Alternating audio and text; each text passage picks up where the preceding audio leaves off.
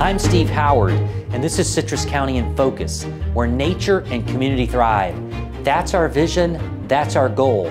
So to protect our aquifer and waters, the Board of County Commissioners this month updated Citrus County's ordinance for residential lawn fertilizers. Here's more. We're fortunate to live in a place known for its beautiful springs, rivers, and coastal waters. To help protect these natural treasures, the Board of County Commissioners has updated its fertilizer ordinance. We're taking the next step to help keep nutrients on our lawns but out of our waterways. It all comes down to using fertilizer at the right time.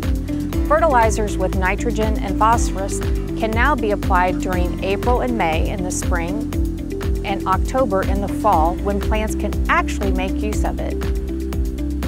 Skipping applications during the dormant winter months, the rainy summer season, and before major storms helps prevent runoff that can harm our rivers and bays. The ordinance also creates fertilizer-free zones. Fertilizers cannot be applied within 25 feet of any body of water, seawall, or embankment.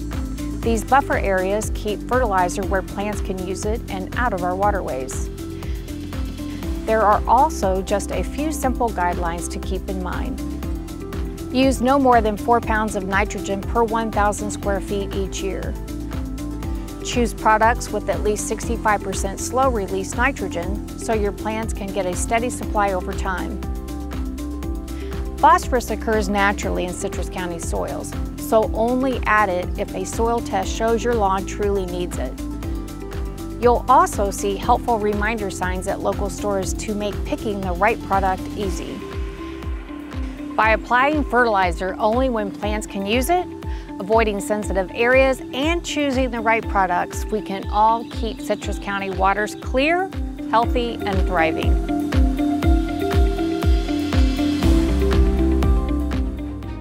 If you're new to Florida, you may not realize how different our soil is from many other places in the United States. With sandy soil, fertilizer needs to be used differently here. Stephen Davis from our Water Resources Department explains. Yeah, my name is Steve Davis. I'm a horticulturist. I have a degree in agriculture. I work for the Department of Water Resources and the Water Conservation Department. Well, Florida's different, number one, because it has sandy soils, so the soils has no ability to really grasp and hold on to the nutrients that we apply.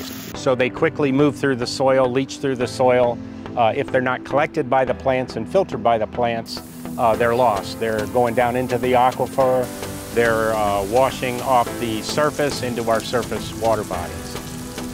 Slow-release fertilizer is the fertilizer I recommend most often. We want it to release slowly. The slower it releases, the more potential for the plants to be able to collect them in our sandy soils. Slow release we can apply today, and those nutrients will release, up to 4 to 6 months in certain types of fertilizers. If you're shopping for fertilizer and you see the big numbers on the bag, those are the macronutrients. That's nitrogen, phosphorus, and potassium. So 2 of those nutrients, nitrogen and phosphorus, are the ones that potentially pollute our water bodies. Phosphorus is plentiful in our native soils, so NP and K, the middle number, the phosphorus, should be 0. October, the temperatures are cooling, so I typically in my career have applied a high K fertilizer, which is potassium only, 0018, 0022. That's not going to cause any surge in growth during the cool season. Applying nitrogen late in the season often encourages growth during that cool season. When in Florida here we have fairly warm temperatures, and then we get blasted by a freeze event, and that can significantly injure your lawn. October is Business Appreciation Month in Citrus County. We're celebrating all those who make our local economy thrive, including those in our oldest industry, agriculture. Our innovative farmers and ranchers follow strict state standards as stewards of the land and protectors of open space.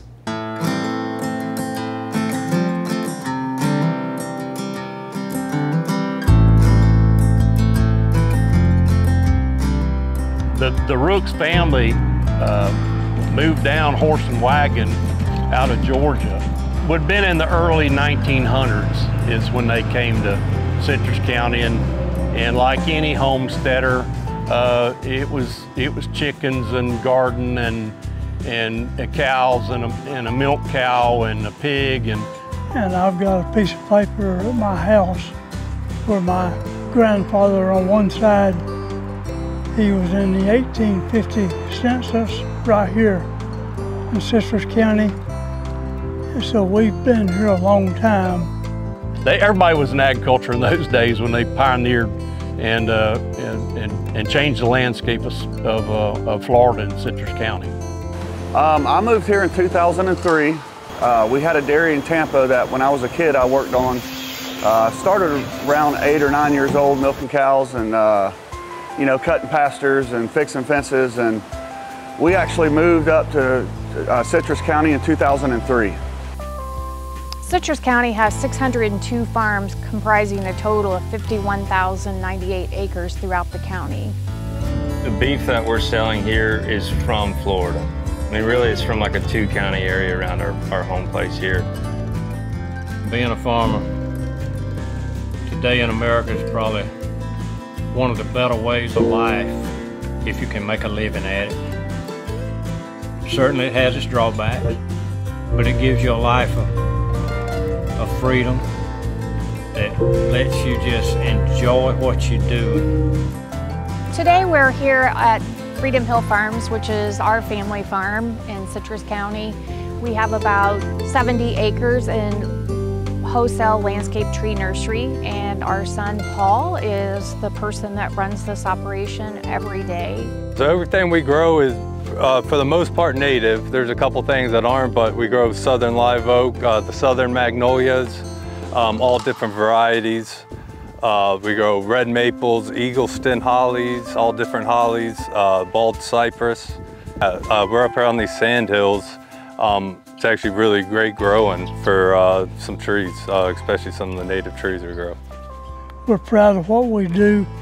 I want my children to do it, and they are doing it.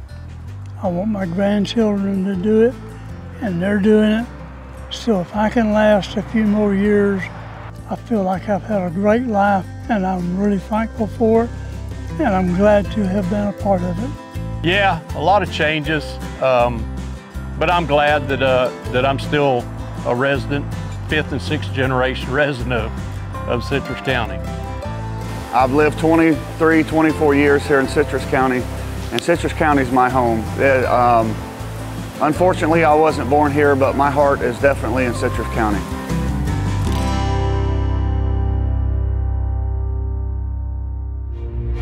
I'm Steve Howard. Thanks for watching.